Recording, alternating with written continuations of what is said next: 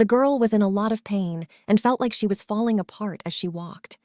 The protagonist shouted that it was the last one, and suddenly someone called out to Celia. It was a man telling her to stop talking like an ancient old woman because she was still young. The girl apologized and said it was all because she had lived with her grandmother for a long time. Celia really wished she could shut him up. Celia was glad because her work was finished so she could go.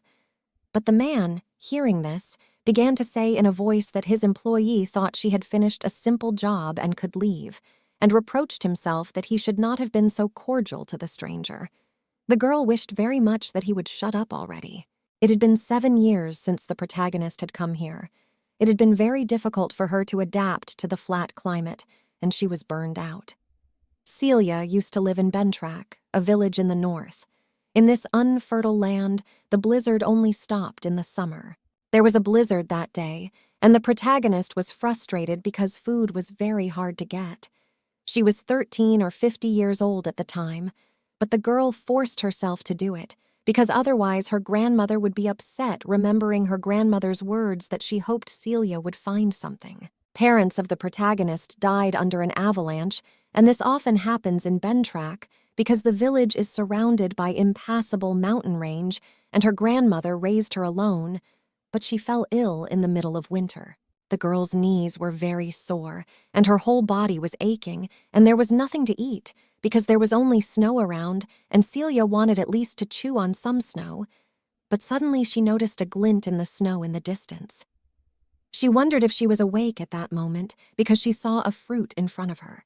Taking it in her hands, Celia had to hurry and take it to her grandmother, but on the way she decided that she would take a bite first. But the girl overdid it a little too much and only had half of it left, and Celia was embarrassed because she thought she had eaten too much. When Celia started chewing, she felt a very disgusting taste. The protagonist wrote it off as being rather spoiled, but there was no way she could spit the food out. The main character felt very bad because she had such a hard time finding it.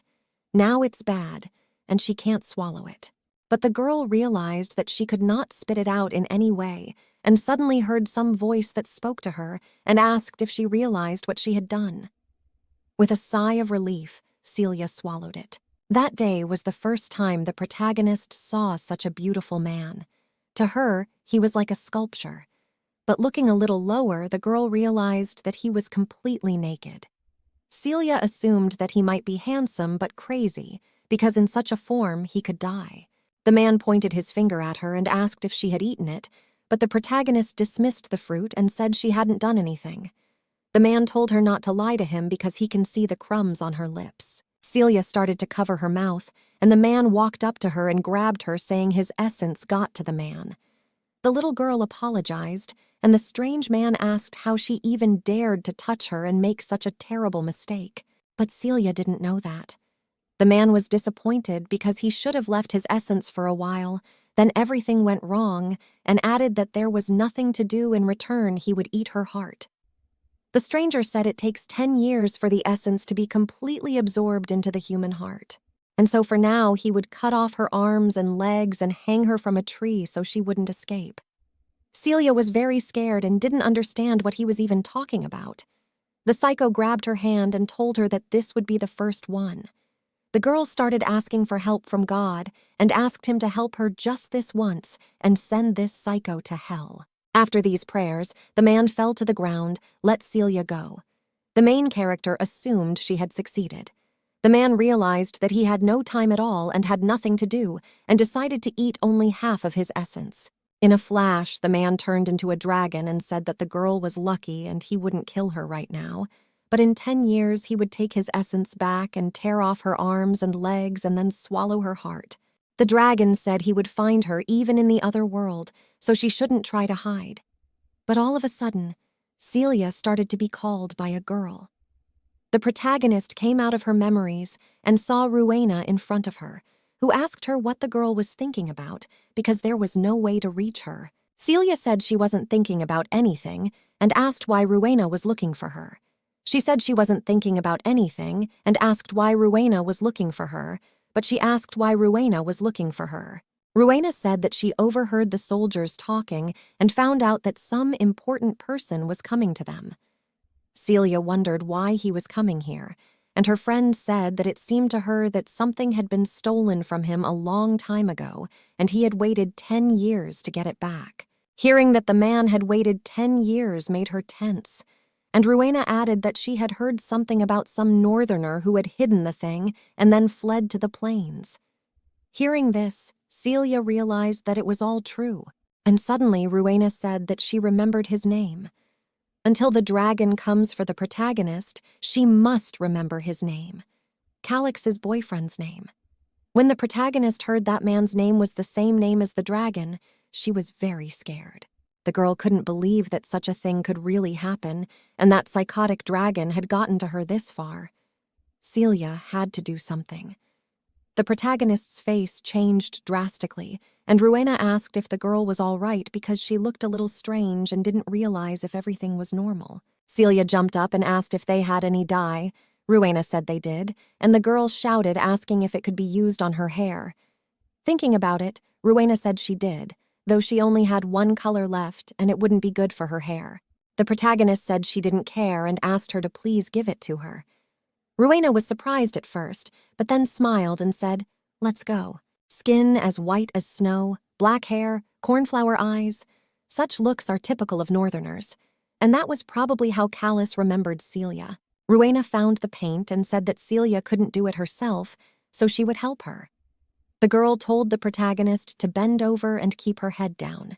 Celia thanked Rowena. After a few hours, they finally finished, and Rowena asked the girl how she liked the result. The girl now looked like a small tree. Celia was in a state of shock because she didn't know that only green paint was left and said she looked like she was covered in orc blood, but decided to think positively and not to worry because now no one would recognize her as a resident of the North. The girl calmed herself with these thoughts. The Lord asked Celia what was wrong with her hair because it looked like moss, and began to reproach her that she could have dressed better on such a day. But Celia calmed herself and told herself that it was all right, because in that way Callus would not recognize her. The maids came in and informed Mr. Chamberlain that Mr. Callus had just arrived. The master ordered everyone to quickly gather and take their seats. To greet Callus, the maids are to stand at his sides and throw flowers at his feet, complimenting the Lord and asking him to move on, except Celia is first in line. The protagonist realized that he would kill her right in the middle of the carpeted walkway. Celia calmed herself and tried not to worry, because there was no way he would recognize her. The other servants were reporting where the guest was now, and the master was telling the maids that they were in for a very bad outcome if they messed up somehow. When Callus walked in, Celia noticed that he was shining like the sun and as handsome as he was then. A memory came over her in which the man said he would kill her in 10 years. The girl started to get worried, and Callus looked in her direction strangely. Celia was very scared because she thought he recognized her. Callus turned his head away and said that if a single petal was thrown at him, he would rip his head off. The man ordered it all out of his sight.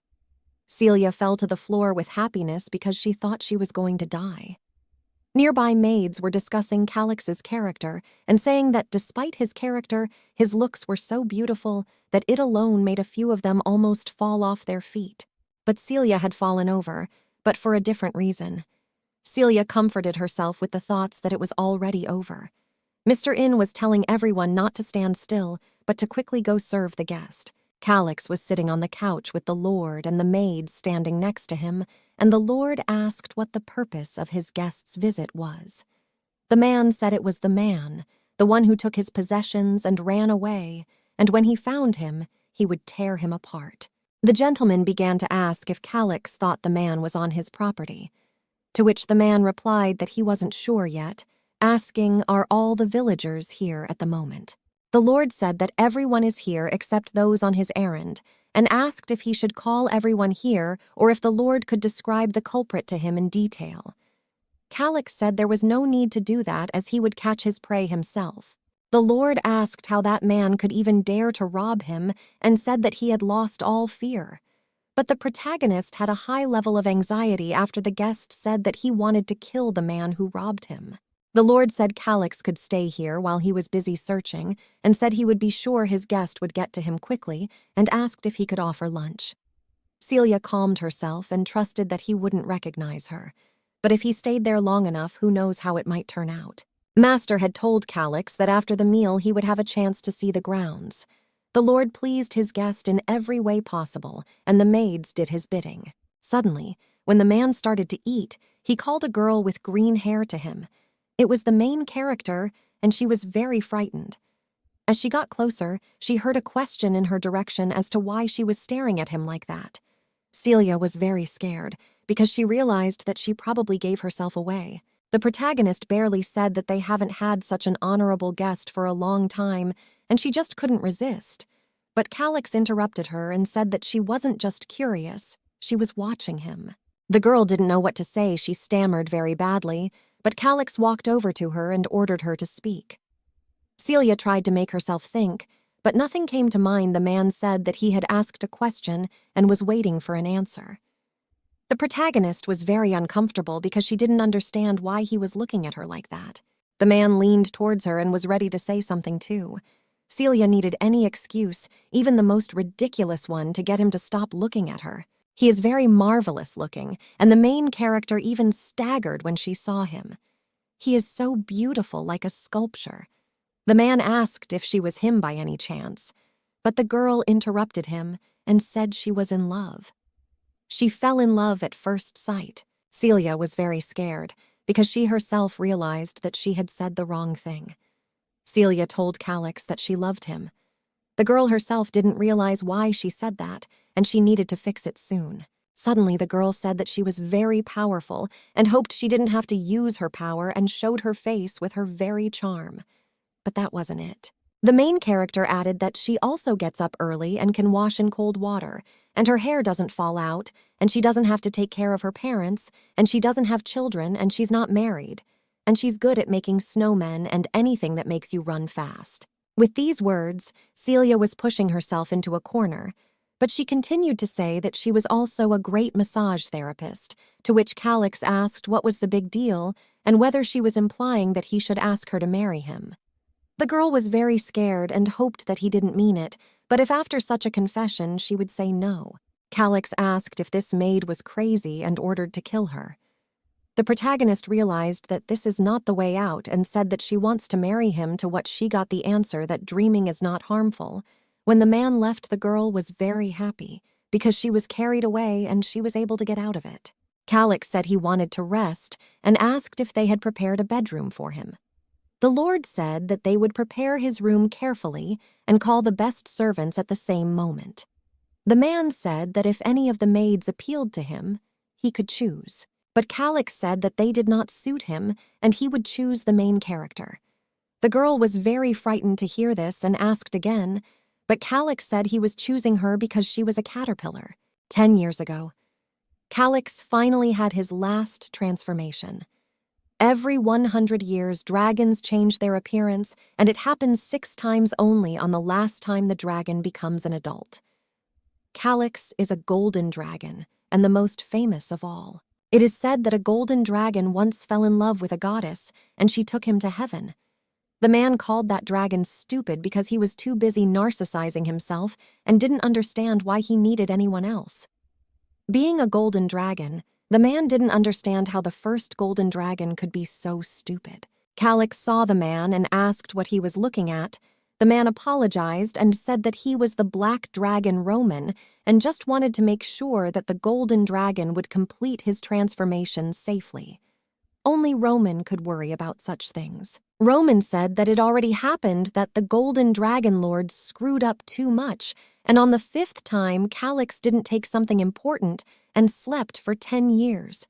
And once he founded a country in the human world and then abandoned it to its fate and then foolishly accepted dragon flowers from Allah and almost got married, asking how Callus could not know that the gesture meant consent. But Callus said Roman was exaggerating.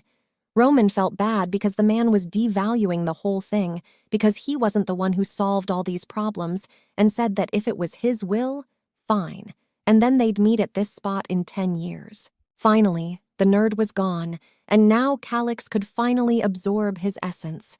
But suddenly the man remembered that he needed the holy stone. The man placed his essence on the snow and said that he would be back soon, and she would lie here for now. The essence contains the magical power of the dragon. It is the key to existence and the source of power. Dragons who have lost the essence are no different from a lizard, so it is valued as the apple of the eye, and can only be shared with someone the dragon recognizes as its destiny. And then when the man returned, he saw some girl eating his essence. All those words about fate were nonsense to him, and he was not going to share the essence with anyone and did not understand how she dared to do it. He was not ready to forgive her for anything. The protagonist stood beside Callus and he asked if she was worried. Of course she was very worried, because she didn't like to take care of the guests, and here she had to bathe him, and she would see him naked again, so she had to wash him herself. But it was not bad because he was very handsome. But Celia was very scared because no one knew when Callus would want to bathe in her blood by killing her and making a bloodbath just for him. Callus said that he understood the girl and that she was crazy about him, but she has to pull herself together and fulfill her duties before she gets fired. When she heard that, the girl got angry because Callus started talking about getting fired and was surprised to think that he could seriously fire her and the only way out would be to run away. But Celia said she listened to her master. Everything was perfect, and Celia decided to give him the most unforgettable bath. As Callus undressed, Celia thought about how he had too divine a body and didn't understand how a human body could be so beautiful. Even though he wasn't human, she had an overwhelming desire to touch him. The protagonist couldn't tear her eyes away from him, but she tried to come to her senses, and right now she needed to focus on her dismissal and couldn't stare at him. Celia needed to be very careful, because if she rubbed him haphazardly with the brush, he would probably get angry.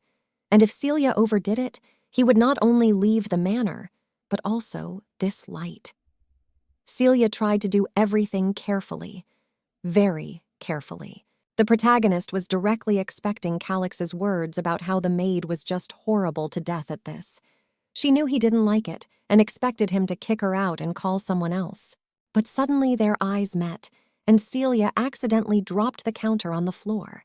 He looked menacingly in her direction, and the girl began to apologize heartily and say that she would bring another. Callus told her to drop it and not to think about it.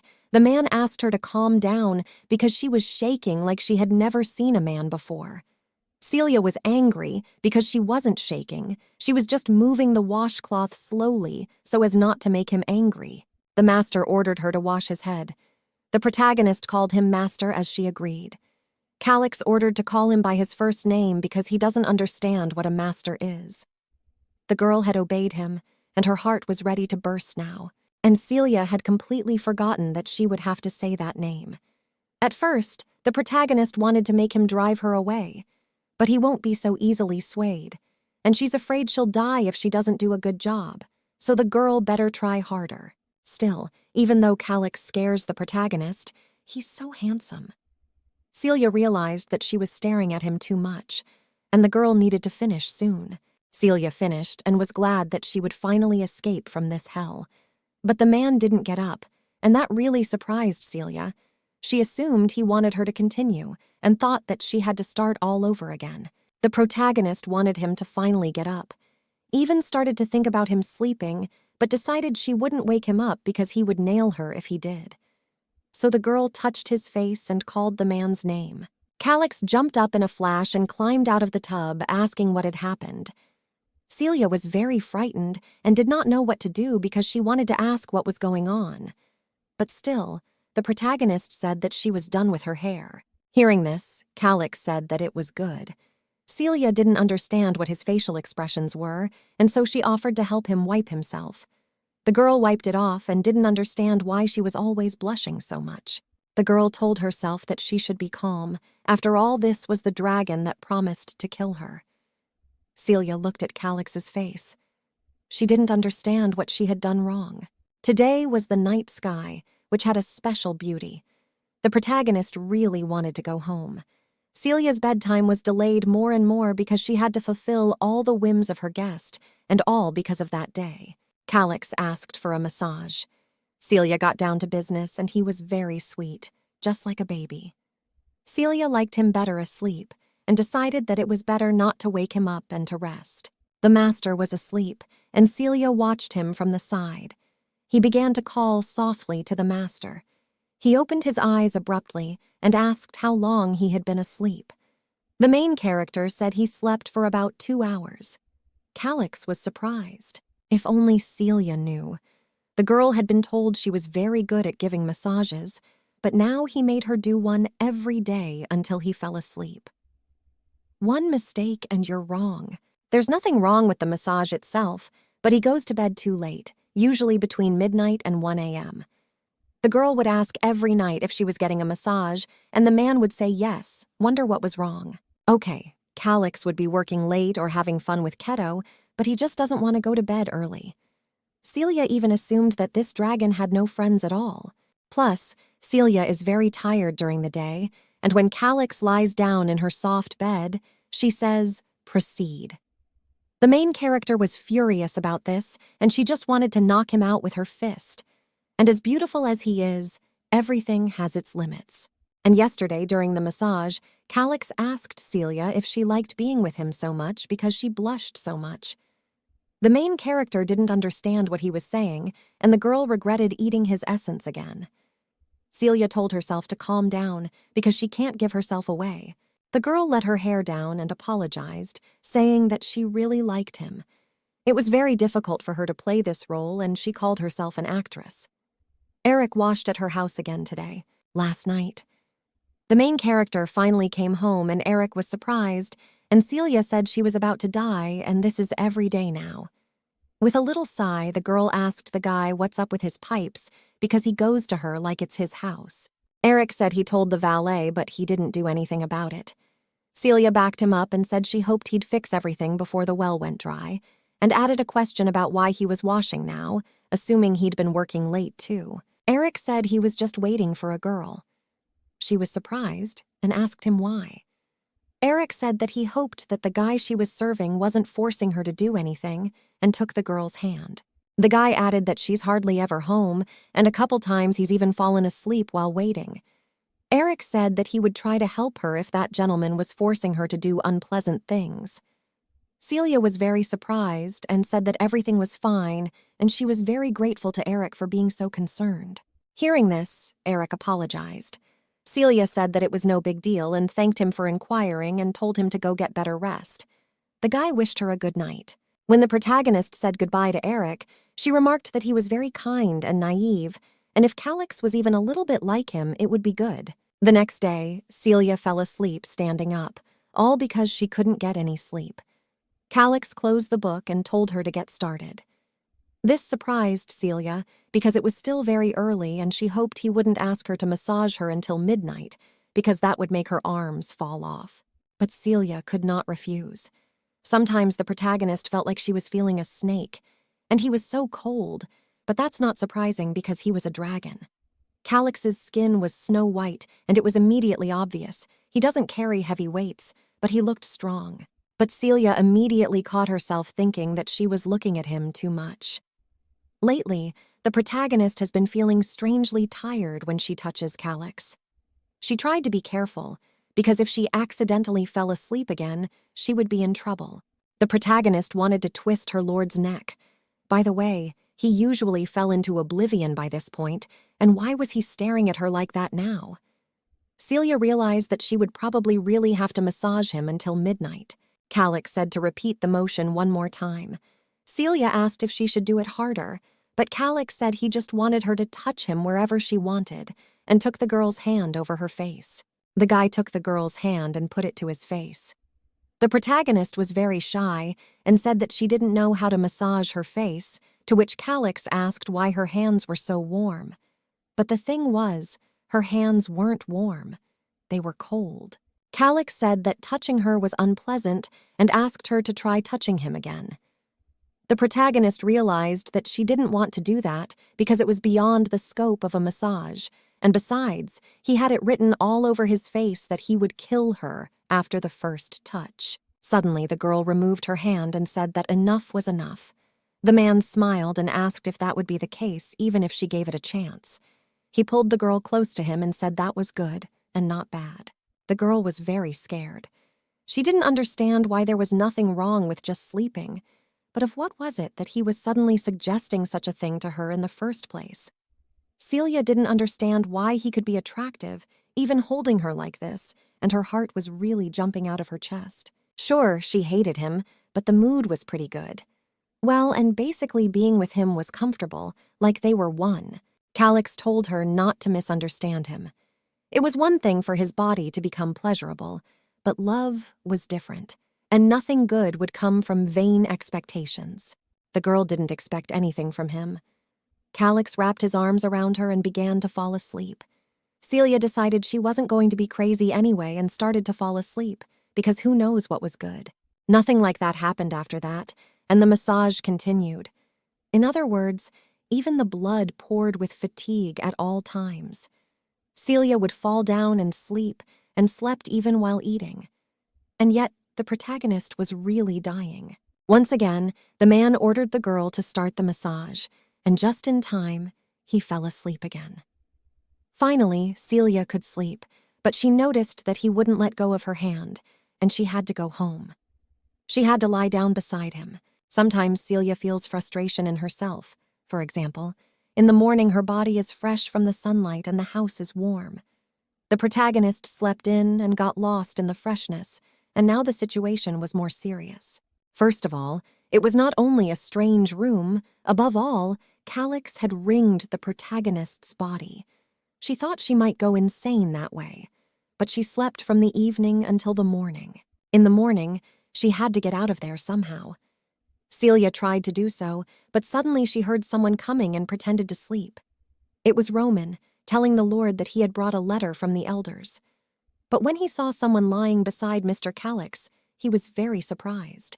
When the man woke up, he was surprised and asked what it was, looked more closely, wondered if he had actually slept with it, and yelled for Celia to get up immediately. To a dragon, sharing an essence with someone is the same as taking a loyalty oath. At the same time, when a dragon shares it, its soul and body become very unstable, and there are two ways to overcome this period. The first way is to become one with his partner, and the second way is to touch him. With Callus, both of these options are impossible, and he is in an unstable state all the time. The most common signs of this are insomnia, so, of course, his rapid awakening became understandable. The Lord ordered Celia to get up. He pulled the sheet off and the girl fell to the floor, immediately apologizing to him. She realized that all was lost, and now indeed she was going to die. Callus's face turned red, and he said that no matter how much he liked the main character, he still wouldn't let her sleep in the same bed with him, and that was outrageous. Celia apologized and said that she couldn't take a seat beside him, and once again apologized. Be that as it may, Callus himself could see that Celia didn't want to sleep with him. The girl herself didn't want to sleep with him because under normal circumstances, the Lord would have been immediately angry, and that's what eventually happened. Roman couldn't believe his eyes about this girl. But they were just riddles, and he was a little annoyed, and he told Mr. Callus that he had something important to tell him. Callus told Roman that he was busy. Roman was very surprised to hear that because he didn't consider it busy, and added that it was about Mr.'s condition. Hearing that the topic was quite important, the Lord ordered the maid out, and Celia quickly packed up and said she was leaving. Roman started talking about how the dragon elders were worried about Calix's condition, and they were obviously concerned and had prepared gifts for the Lord, and Roman asked him how about sending a letter back because there was something else besides that. Calixa was surprised and realized that he had been disturbed just to tell him about it, but agreed and they proceeded. Roman asked what had happened to the girl. Callus told him not to worry about anything because he had left her because the maid was good at giving massages, and the problem wasn't her. It was that northern child that had put him through a lot and ordered Roman to just catch her. Callus didn't realize what it was because he thinks he did something shameful, but for some reason he thought Celia was concerned about the massage.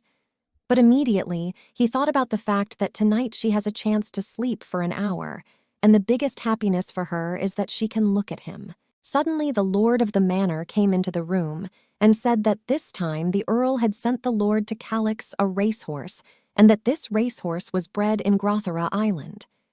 He remarked that it was said that that earl had only 3 of them, and that racehorse was one of the largest and strongest. That gentleman was really stressing Callus out, and the fact that it was very noisy too, so he wanted to break his neck.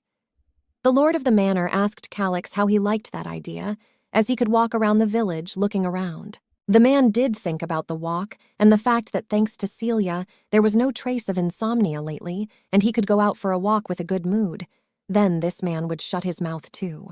When Callus went outside, he saw Celia working.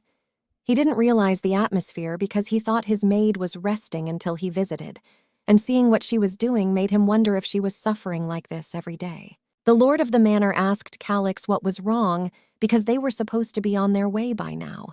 The dragon man's heart ached, and it was very scary, and he assumed it was another side effect after losing the essence. The man saw that his maid had accidentally dropped a whole box of corn, and he started walking towards her. The lord of the manor didn't realize where his guest was going, and the man only walked up to Celia and placed his cloak over her head. Celia didn't understand what was going on, and Callus asked her if she had been touching him with her dirty hands the whole time. But the protagonist said she hadn't, and she always washed them properly. The man asked if the dirt could be cleaned faster and added that most of the people who love him are wrong, and he hopes Celia will be special.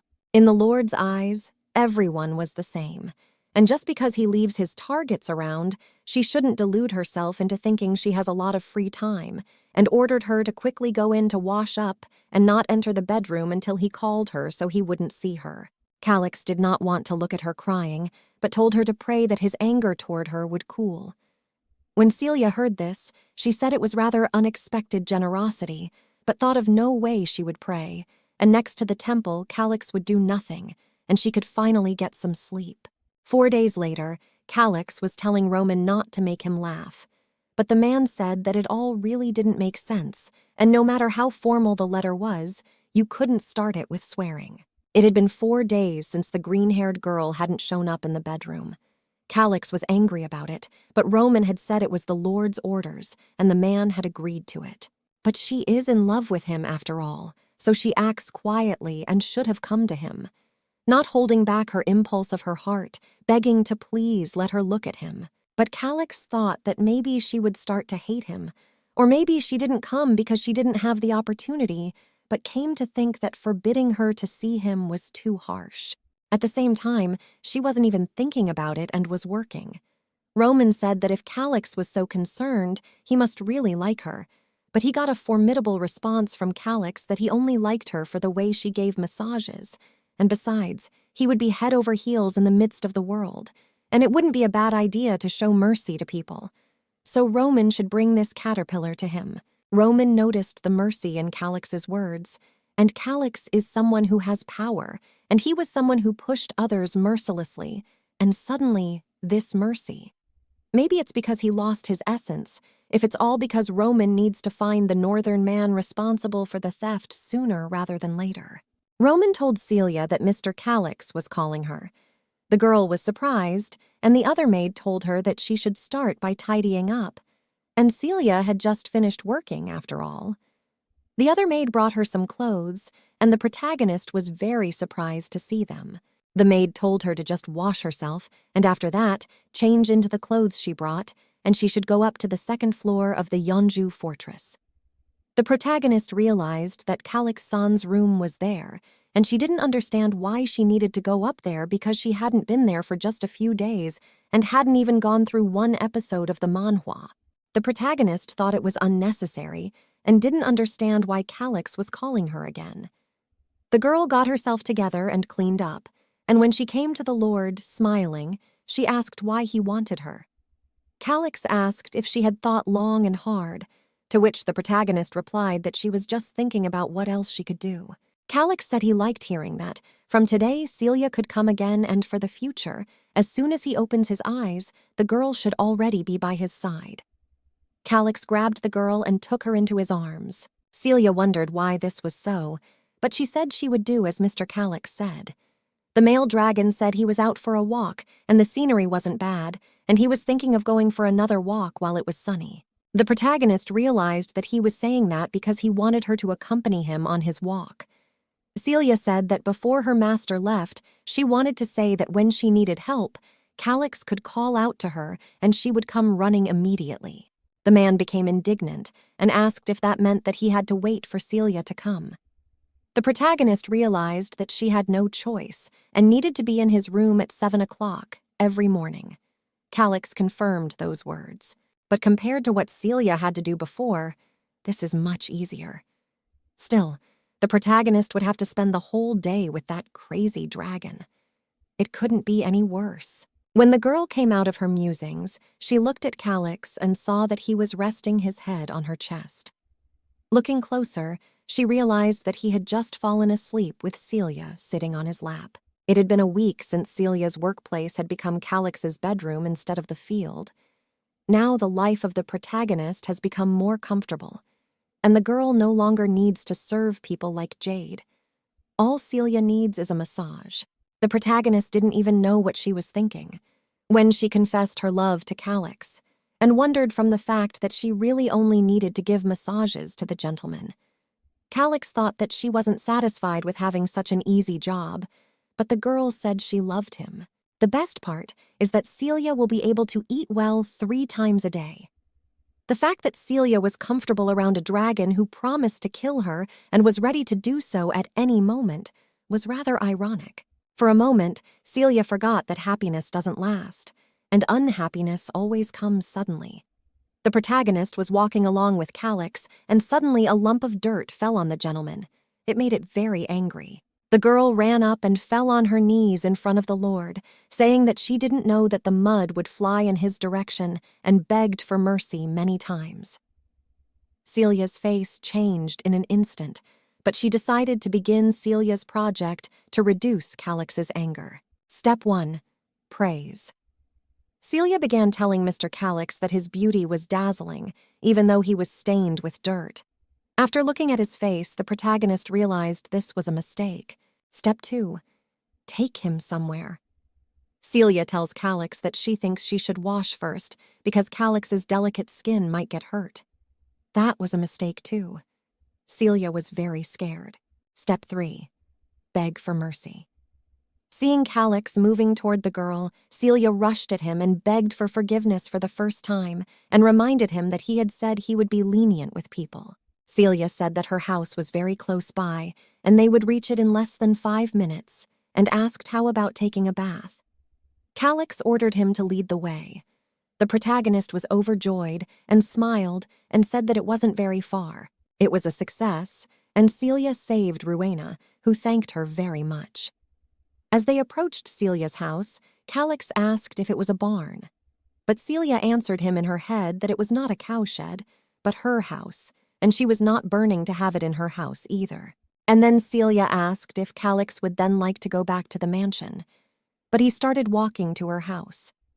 Once inside the house, the man asked where the bathroom was, to which he received the answer that Celia did not have one. This surprised him very much, and Celia added that she also has no hot water in the house, but she is still cool because her friend Eric has no water in the house and told Callus to take off his clothes.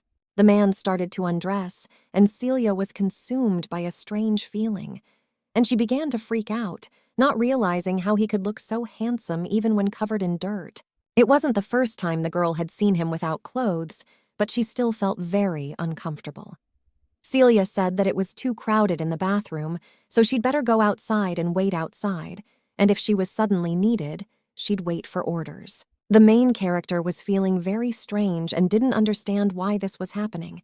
Her face was quite red and there was visible embarrassment. When Callus came out of the bathroom, Celia told him to go through to the bedroom because she had put a clean blanket there for him. The man thanked her, and the protagonist told her that she would wash the clothes now and hang them up to dry. When Celia had already washed the clothes, she realized that she had them dirty too and needed to wash them together. The girl went into the shower and began to remember all the times she had gotten close to the Lord, but quickly brought herself to her senses because she needed to stay focused and finish faster. Otherwise, if she delayed, it could be a problem. The protagonist wasn't sure why she remembered his face, and there was a noticeable blush on her face due to embarrassment. Celia knocked on Callux's room, and when she got consent, said that she had washed everything but the clothes were still drying. The girl didn't understand why she had to knock on her own room. Callus was surprisingly calm. If it was a normal Callus, he would have grabbed the girl and yelled at her for leaving him in such a filthy place and staying late, and would have been ready to tear her throat out. Celia didn't understand why her heart continued to pound frantically.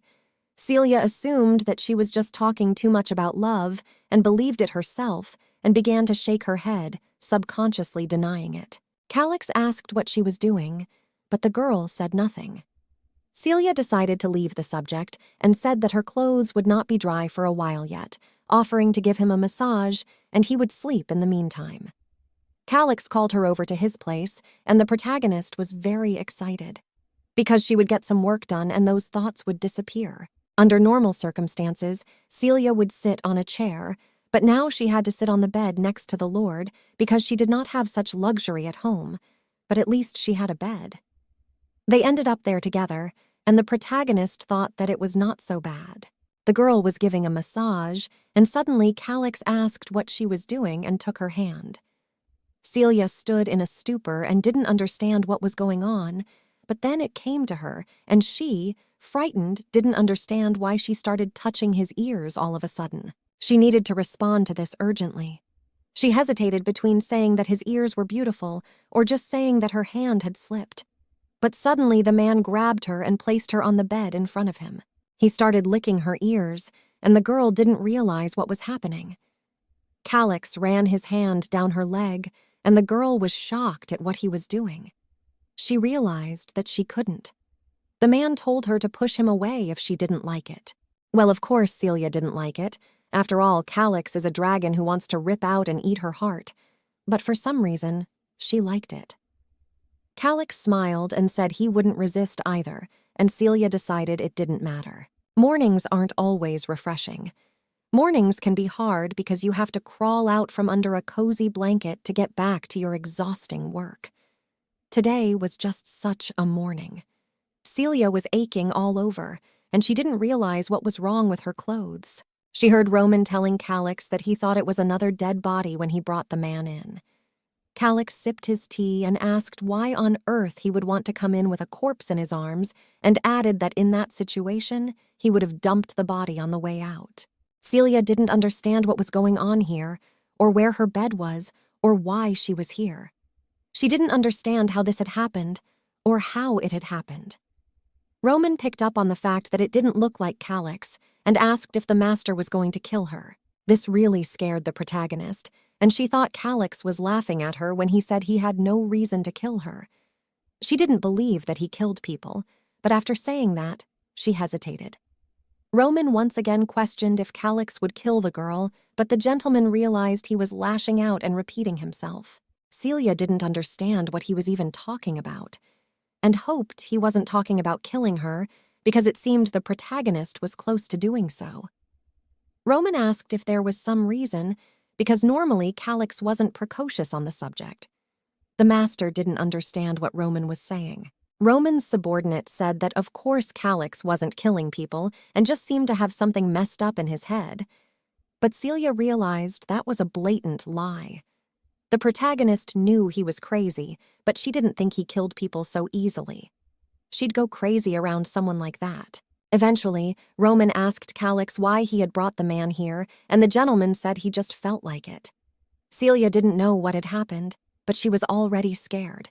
She wanted to get out of there quickly. Callus ordered Roman out of the room, which really angered the boy, because the Lord hadn't given him the letter for the elders yet. But Callus said that Roman should write it himself and send it. Roman started to say something about handwriting, but Callus looked at him with such a look that the boy understood him at once and took the Lord's mug and went out. Celia didn't understand why Callus was looking at her like that. Callus started to get up, and it really scared the protagonist. and she didn't understand why he decided to approach.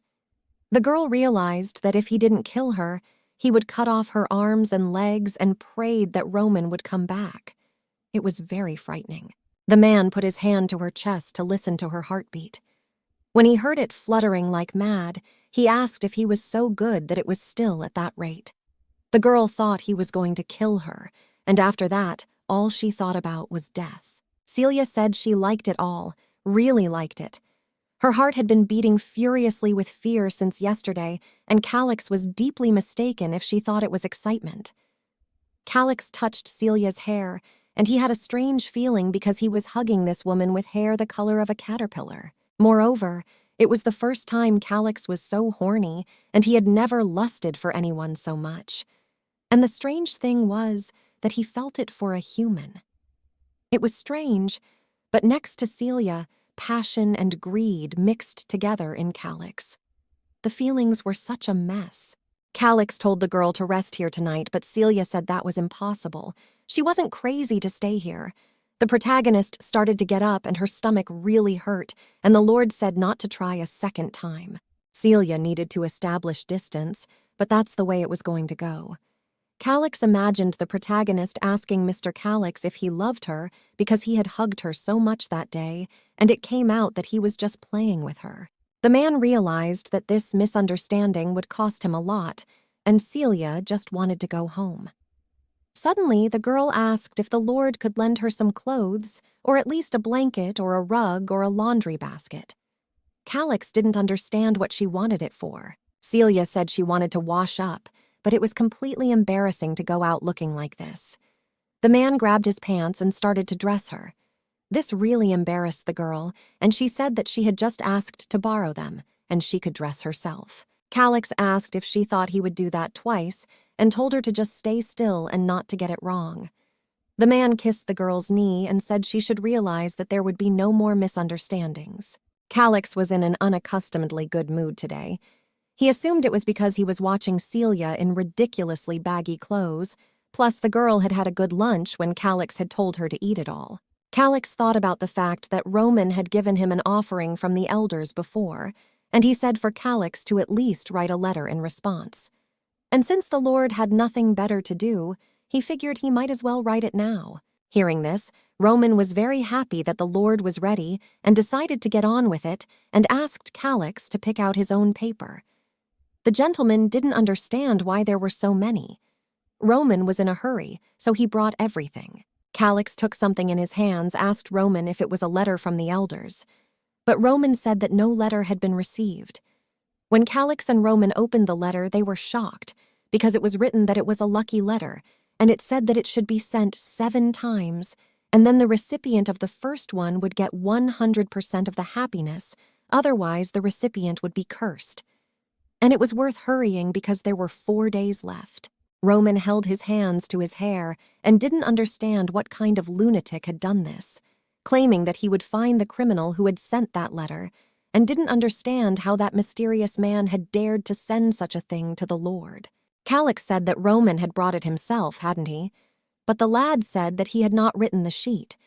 In the end, Callus said it didn't matter and ordered him to bring him some ink. Roman said he would have it ready at the same moment. Roman was overjoyed because luckily Callus wasn't interested in that horrible letter.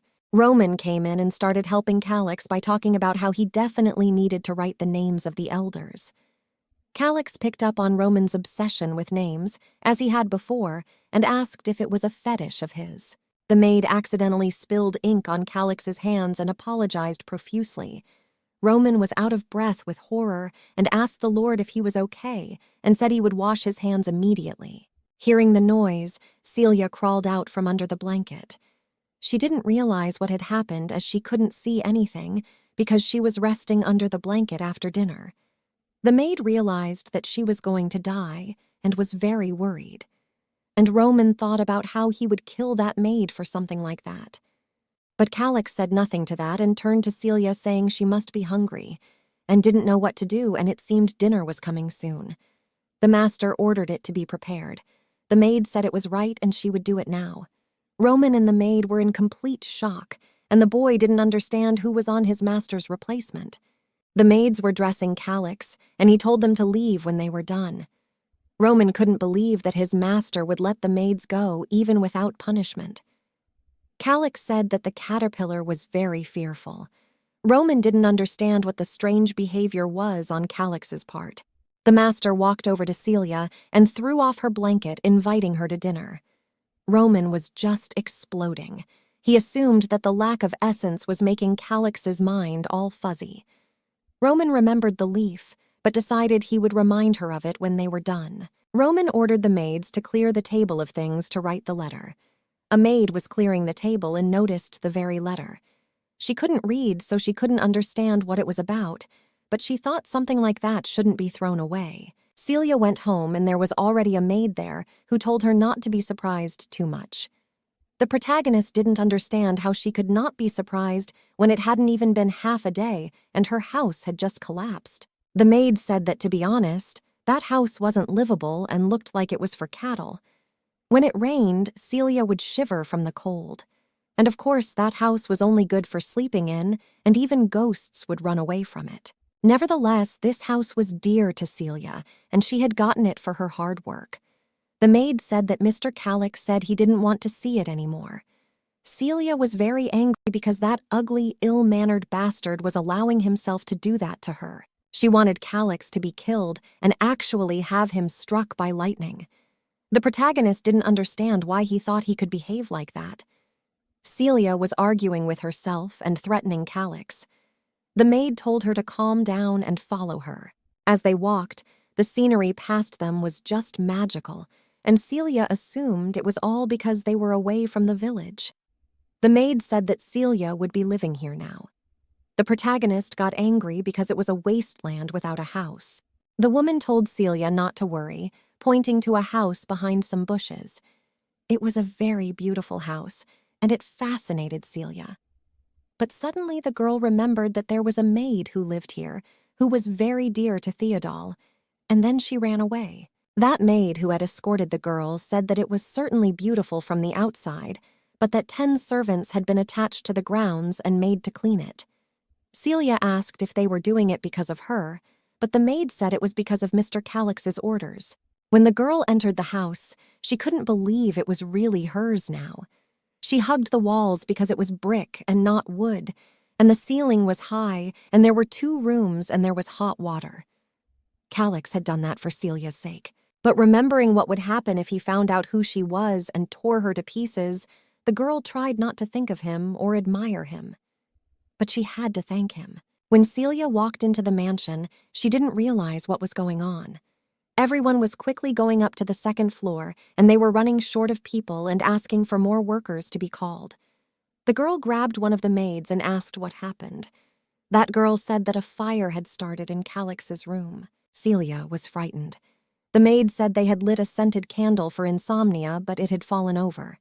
Celia had already gone the other way, and that girl tried to stop her. The protagonist didn't understand why it was suddenly a fire and assumed it was because she cursed him yesterday. Celia ran into the room but didn't see Callus there.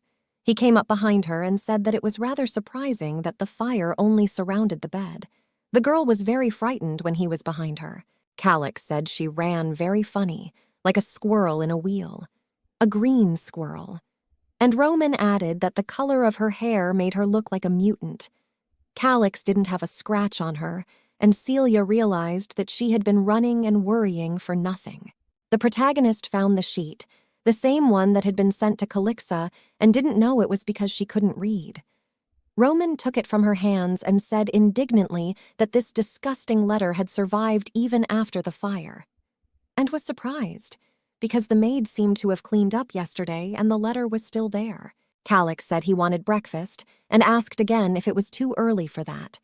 But Roman said that they had just heard that everything was ready and they could go. They went, and Celia stayed where she was. Callus turned his head and asked if she would eat with him. The main character said she would and ran up to them.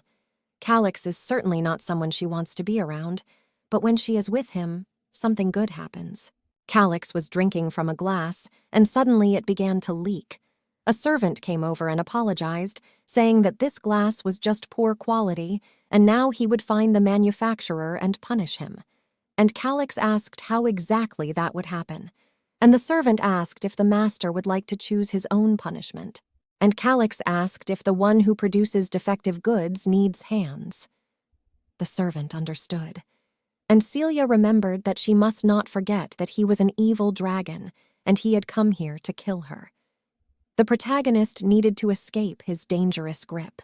The man told Celia that she was afraid for nothing. The girl was surprised and asked again. Callus said that recently she was shivering all over, and because of that she couldn't eat properly. But the protagonist denied it. Callus asked if she was so frightened by that punishment for the tinker. It wasn't like she was going to get her hand chopped off. And of course it scared the protagonist, and moreover, his target could be her, so the girl is constantly terrified. But Celia always tried to eat well. Food was more important than anything else. And Callus said that, however, he decided to cut off his arm precisely because of Celia. That really surprised the girl, and she asked again. The man said that Celia wasn't here last night, and that was the reason he hadn't slept well. And if she had been here, he wouldn't have needed the candles, and the fire wouldn't have happened, and he would have been in a good mood, and Callus would have forgiven the man. Celia was very surprised at how he had put it all together. The girl asked what Callus wanted from her. Callus didn't know how to say, and bent over the girl saying that she should try to make him relax. And if Celia did that, he wouldn't punish that worker. It had happened again. And how things had come to this again was beyond comprehension. Callus was freaking out and saying that Celia had no flaws at all. Callus wanted to eat her whole. But Celia said she didn't taste good and told him not to eat her. And then Roman appeared. He was very surprised and asked the Lord what it was and why they were here. It was Roman's room. Since Callus had a fire in his room, he moved here and they got caught. Callus asked Celia if he could at least cut something off of him, pointing at Roman because he wouldn't die from it. Celia waved her head, denying it, but Callus offered at least a finger. Roman was horrified because he realized they were talking about him and he just came to his room. It was stressing out the main character. After last night's room fire, Callus is surrounded by a lot of trouble. The apples given to him were spoiled. The fence he leaned on has collapsed.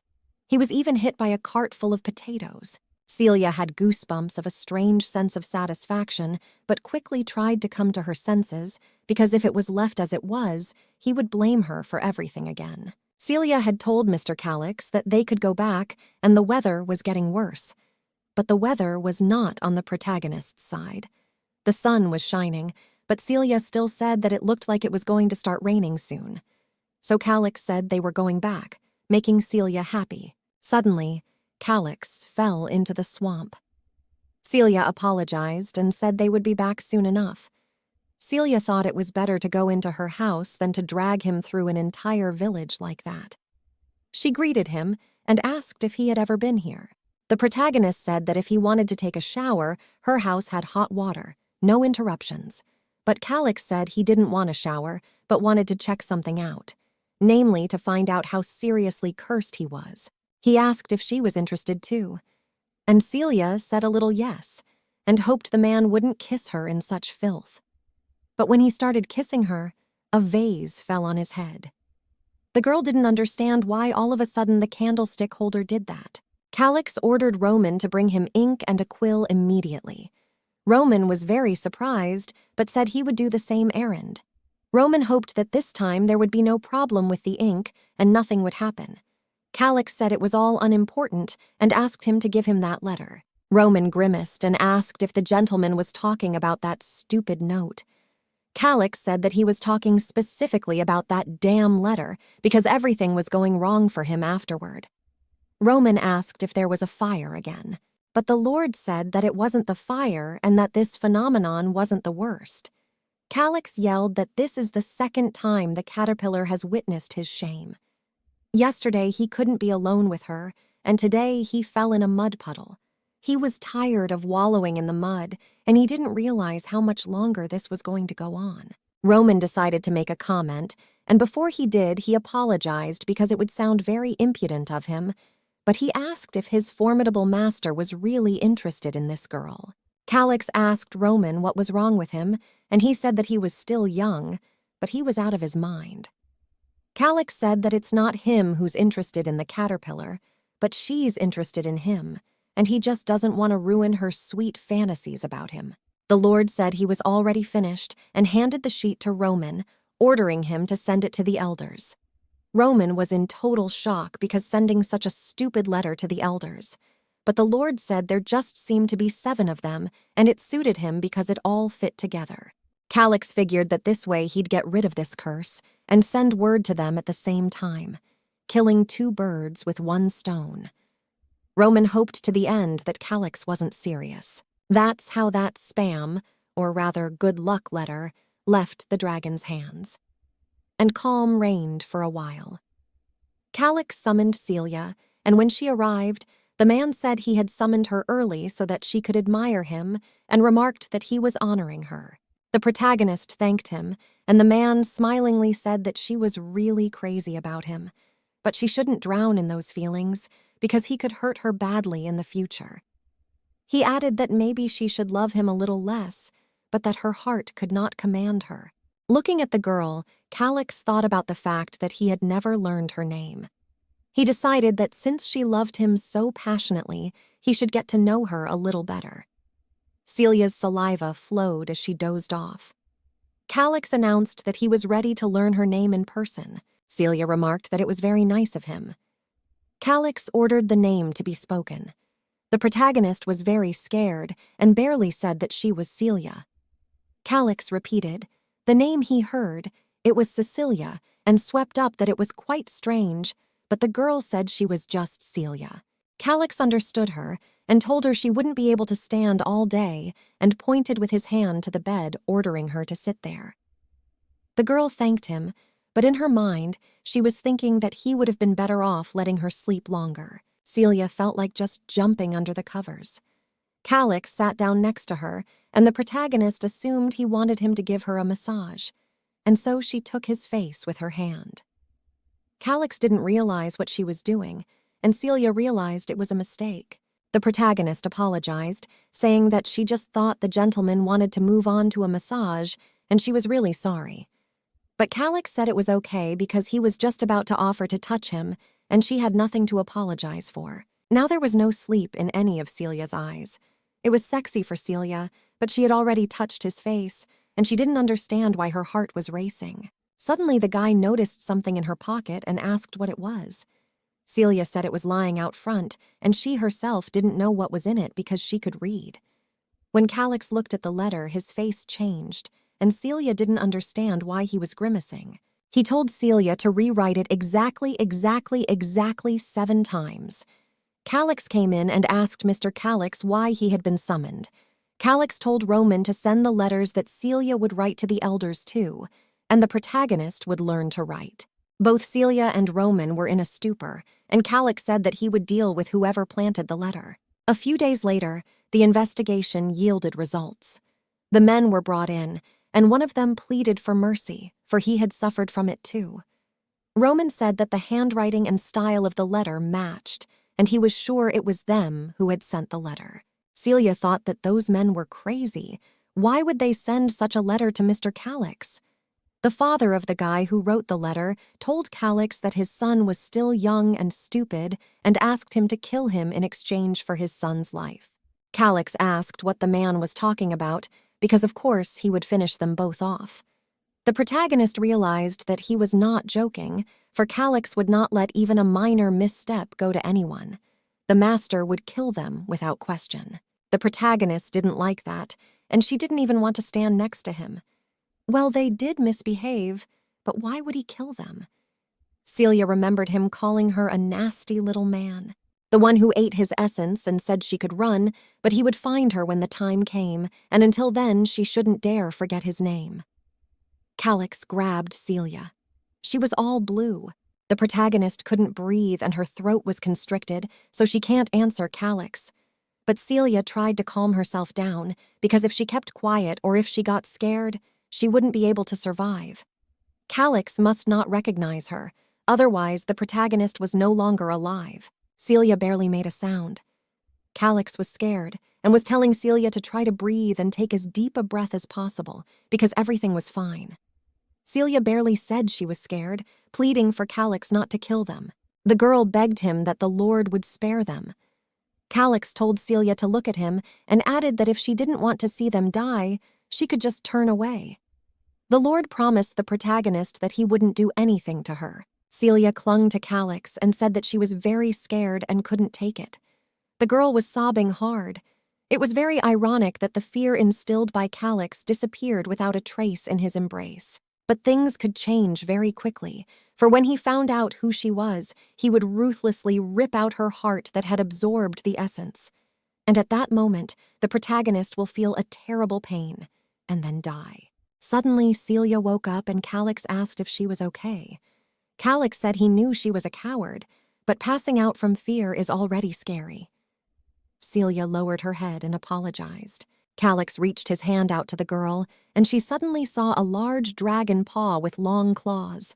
She turned away, and Callus removed his hand and sat down beside her, asking if he scared her that much. Celia couldn't even open her mouth and realized she couldn't answer him. The protagonist was well aware that her behavior could expose her, but she still couldn't. Suddenly, she saw Callus's eyes droop lower, and he took her hand and told her he was sorry, and added that he would try not to disturb her like that from now on. And he really was sorry. The man stroked Celia's hand. The intellectuals were chatting about the news that the feudal lord's son had been kicked out of the village. They were very surprised. Someone began to tell that a guy from a neighboring village had played a trick on him by sending a letter that supposedly had to be forwarded to 7 people. And the feudal lord's son, Dubina, sent it to that important gentleman from Ephion. And in the end, he was punished by being forced to leave Hanan penniless. Everyone thought him bad and recalled that from the beginning it looked like he didn't have much brains. One of the women wondered how he managed to deliver a letter to such an important person. One of the men said it was not surprising, for as far as he knew, Mr. Callus was visiting Hanan at the moment. The woman asked him why he was staying there. The man said he didn't know, but it was a great opportunity. It's not clear why it's a great opportunity. But despite the incident, Callus didn't leave. The man said he couldn't say for sure, but it seemed that Callus intended to stay there for a long time, and it was a great chance to get to know him, and told everyone that it was indeed a good idea. A man came to the main character's house asking her to leave the house. This really angered Celia because she was told to leave her house, but the man said that it was not her house, and she was just given to live here at the request of Mr. Callus and told her not to make up her mind. Celia realized that she would have been better off dead then. The man said he didn't know why, but there were a lot of aristocrats in Hanan, and they were all asking for rooms, and the estate was already bursting at the seams, and since there were no vacancies, they would use the house, and of course the house had to be cleaned out before they did. So Celia has to get out of here. Celia asked what she should do and got the answer that she could stay at someone's house for the night, and the man didn't care about that. The protagonist had a terrible urge to ask Callus to finish this man off. Rowena walked over to Celia and told her not to worry or fret because she could stay and lodge with her. Cramped, but not in a bad way. Rowena appeared to Celia as a very real angel savior, and she seemed to see even wings. The Lord ordered them not to poke around and to get lost because they were interfering with the work. The protagonist lost her home, but, thank goodness for Rowena, avoided spending the night on the streets. She had forgotten the awkwardness between her and Callus after that day. Celia didn't understand what it was, for Callus was unhappy because a maid had cried to him, and she should be angry with him. The master turned to Celia, asking if she still loved him. The girl apologized and said that it was hard for her to gather her thoughts right now, because she didn't know if it was right to keep pretending that she loved him. And Callus assumed that she was still afraid of him, but it wasn't like he had killed that man. Celia didn't understand why Callus was so upset, like a misbehaving puppy. Looking at him, the girl thought about him being so cute, but gathered her thoughts and realized it was wrong. Celia apologized and said she wasn't herself then. Callus said that it wouldn't happen again, and there was no reason to be afraid of him anymore. Celia didn't understand why he was suddenly saying that to her, and she was scared.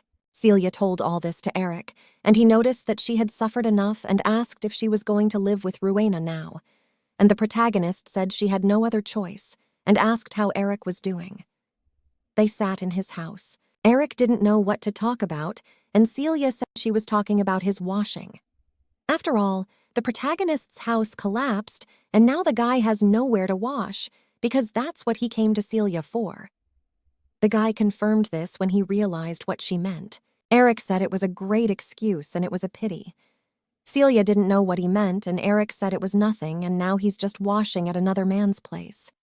And remarked that it was getting dark and asked if it was time for the girl to go home. Celia was surprised from the fact that time had flown by very quickly, but it didn't seem to be too late. Eric said that he had heard that there was a man among the newly arrived guests who was trying to get the maids into his bed.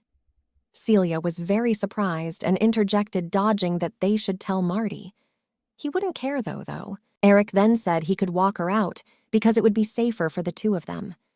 But Celia said it was unnecessary, and if she went right now, she'd be fine, but thanked him for his concern.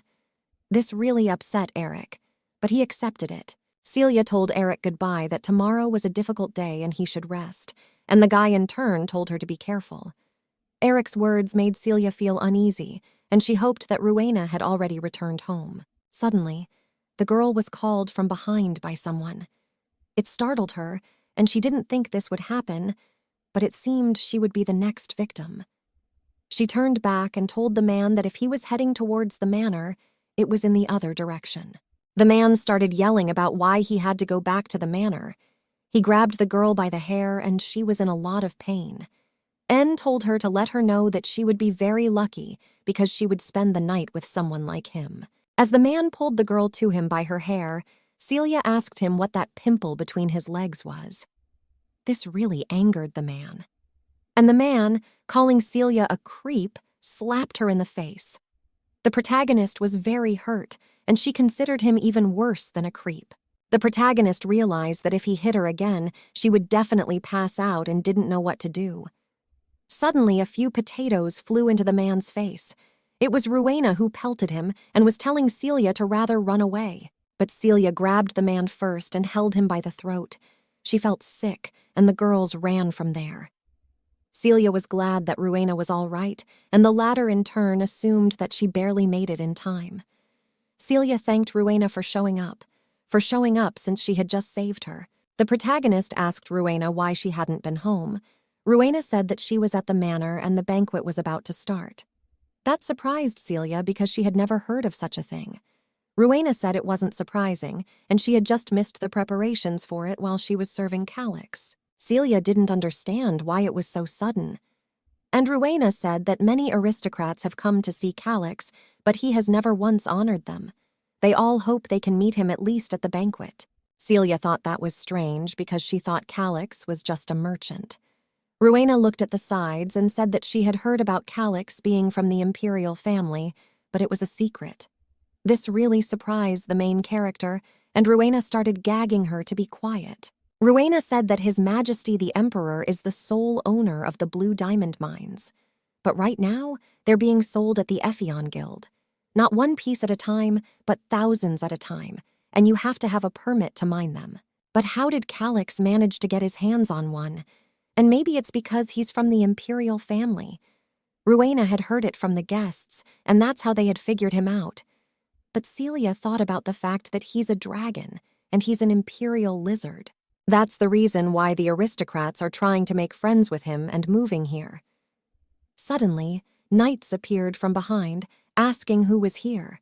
Seeing the girls, they asked what the girls were doing in Lady Haltinia's territory, assuming that they were definitely up to something. Mistress demanded that the two girls be punished immediately. The master told my lady that she need not worry about such trifles and promised that he would personally punish them.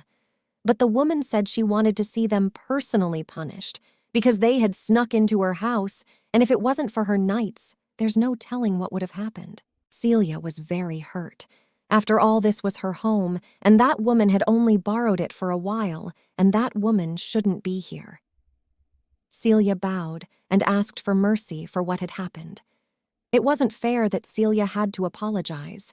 It was too hurtful. That woman asked why she needed to apologize and kept saying that they should be punished. She said she wouldn't let them out until her anger wore off. Callus walked into the house and asked what about his anger. Everyone was very surprised when they saw Mr. Callus.